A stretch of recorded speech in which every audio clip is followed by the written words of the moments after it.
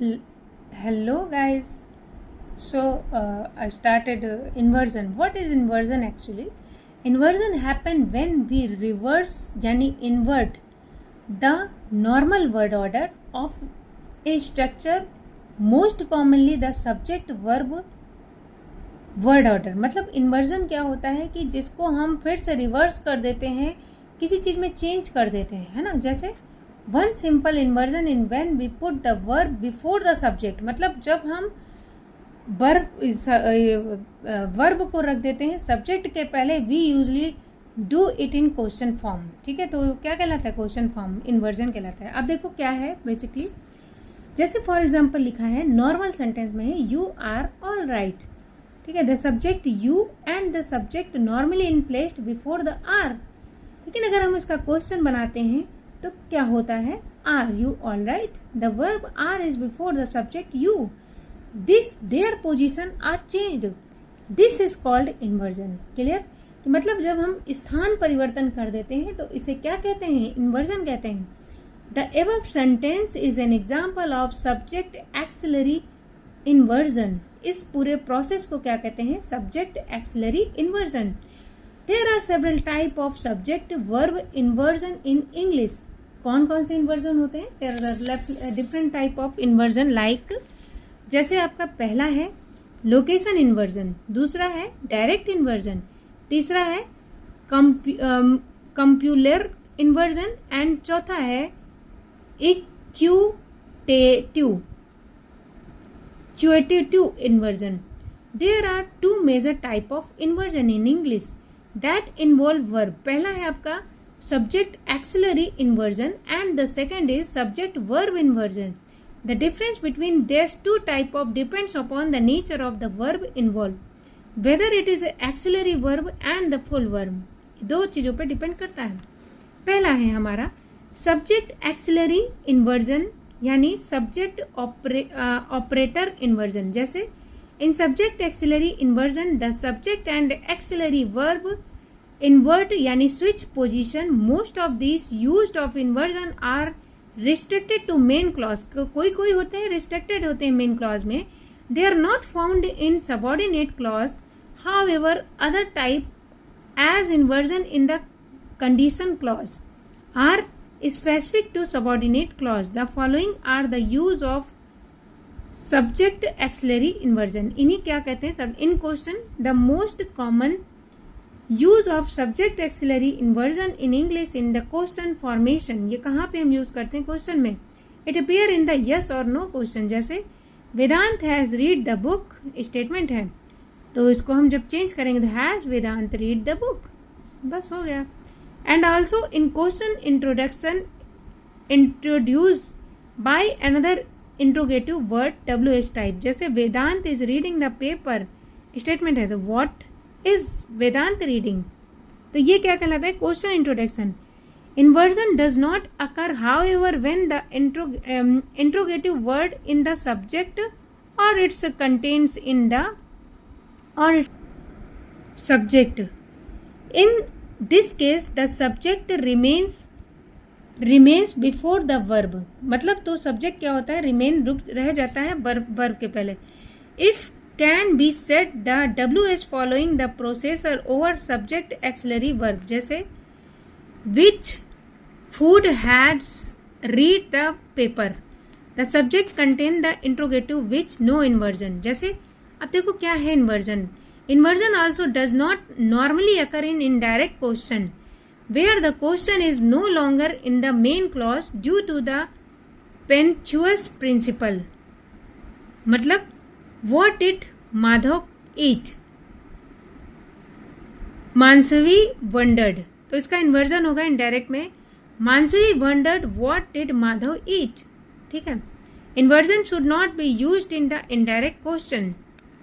तो क्या होगा यहाँ पर?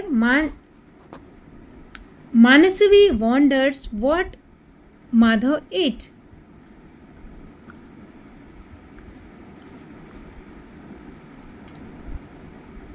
What did Madhav eat नहीं होगा, इसको हम सिंपल में बनाएंगे. क्या बनाएंगे? What Madhav eat. did कहाँ लगेगा ना. देखो इसी तरह का एक और एग्जाम्पल है. We ask whether Radhika had left, तो इसका इसमें बनाएंगे we asked whether had Tom left, ये तो करेक्ट है, ठीक है। फिर देखो another use of subject auxiliary inversion in sentence which begin with the certain type of expression which contain a negative and have negative force, जैसे आश्यरान was stay that is no time, at no time will आश्यम says that subject auxiliary inversion with fronted negative expression।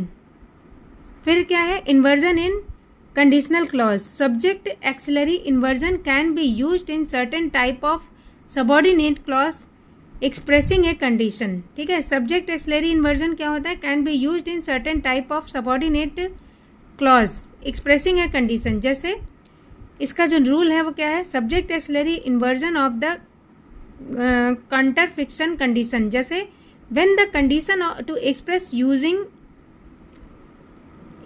inversion the conjunction if the omitted in the second sentence। other case, subject auxiliary inversion is used after the anaphoric partial, so mainly in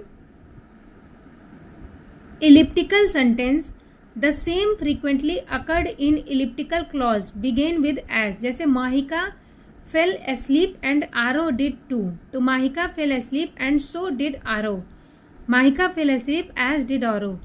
तो क्या है, inversion also occur following as exception beginning with the so or such, they felt so tired, ठीक है, that they fell asleep। फिर क्या है, subject auxiliary inversion may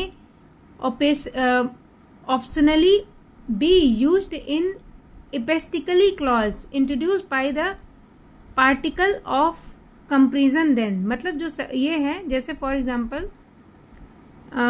Mahika knows more language than her father does, तो Mahika known more language than does her father, इसको हमने क्या कर दिया, चेंज कर दिया। फिर देखो नेक्स्ट आपका टाइप है subject verb inversion। subject verb inversion in English is a type of inversion where the subject and verb or the chain of verb switch their canonical order of appearance so that the subject followed the verb and verbs। a tree stood beside the pound, ठीक है, तो इसका inversion करेंगे तो क्या होगा, beside the pound stood a tree। subject verb inversion is a distinct from subject auxiliary inversion because the verb involved is not an auxiliary verb। the following sentences illustrate subject verb inversion। these sentences demonstrate the subject verb inversion is unlikely to the subject in the weak indefinite pronoun, ठीक है। फिर देखेंगे type of subject verb inversion. There are a number of type of subject verb inversion based on